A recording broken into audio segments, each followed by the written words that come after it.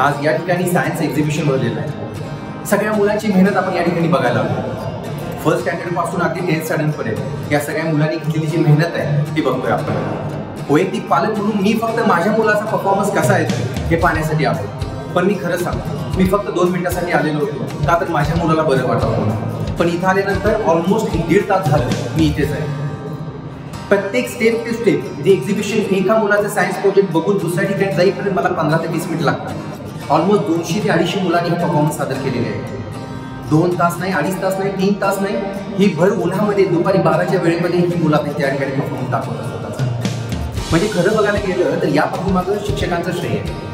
Actually हा event तयार करणं, त्या इव्हेंटच्या पाठीमागची त्याची मेहनत घेणं, त्यांना मोटिवेट करणं, या सगळ्या पाठीमागं पहिल्यांदा जो हात येतोय तो शिक्षकांचा येतोय।